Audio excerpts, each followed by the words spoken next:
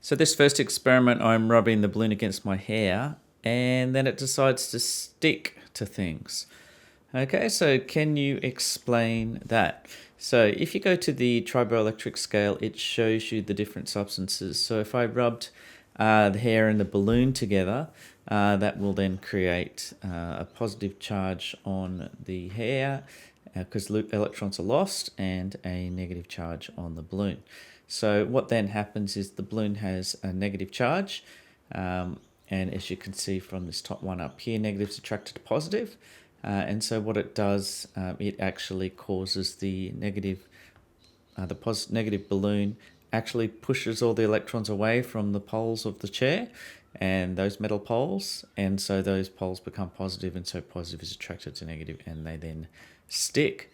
And you'll see that better in the next simulation, so you can see what I'm talking about. So I've just given the whole lot here. So pos is attract to neg, pos repel, negs repel. R is the distance. We will go into a little bit more detail. And the electric fields, the next video will be magnetism. You'll see that magnetism, electricity, and the next one after that will probably be the two joining up, how electricity and magnetism are related.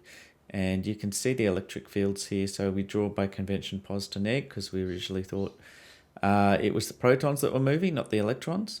And so you can see that we join them up if they're attracted and apart if they're repelled. So here we have a balloon rubbed against wool. You're going to do a similar experiment, and you'll see that the balloon takes the electrons away, and so it has a negative charge, and so there is an overall static buildup of electrons on the balloon and a lack of electrons on the jumper, and they now stick because now one is neg and one is pos.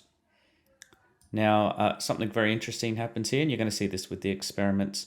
It's called induction. And so what you're going to see, so pos is attracted to negative here. Now the negs repel, so you can see the wall here, then electrons start to get pushed out.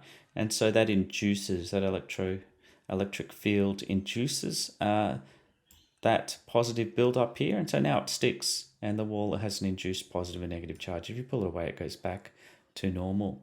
All right, and so you'll be asked to explain what goes on with the electroscope, knowing that this example here of pos is attracted to neg as well as negatives repel, getting pushed away. That's induction going on right there. So here you're going to be showing induction, so you're going to get a cloth, and if you look at the triboelectric scale, the PVC pipe will gain the electrons. They'll rub off the cloth, and so the PVC pipe is negative. And so you need to describe why that happens. Now we've just simply charged up two balloons, so they must be both the same. So they're both negative, and you can see that clearly one repels the other. And if you look, going back to the electric fields, you can just see the diagrams there that demonstrate the fields and the laws. The last one you're going to do is show an electroscope which measures the amount of induction. Usually I have this in a beaker and I just put it on the top, but it's a cold, humid day today and it's not working that great, so I just had to pull it out of the beaker and bring the balloon a bit closer, and as you can see there, it moves apart.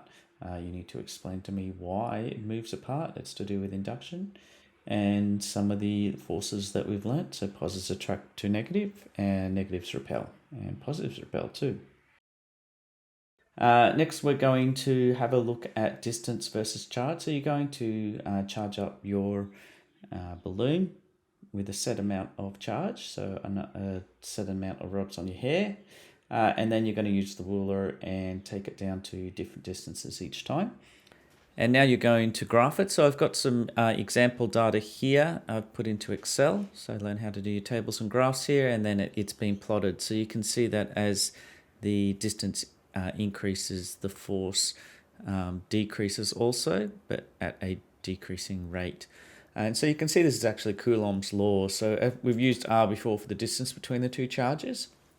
K is just a constant, so we can ignore that. So the force, the electrostatic force, Fe, Q means charge, so between, and these are absolute values, so it could be a force of attraction or force of repulsion, and the Q's are the two charges, the two positives or two negs or a pos neg.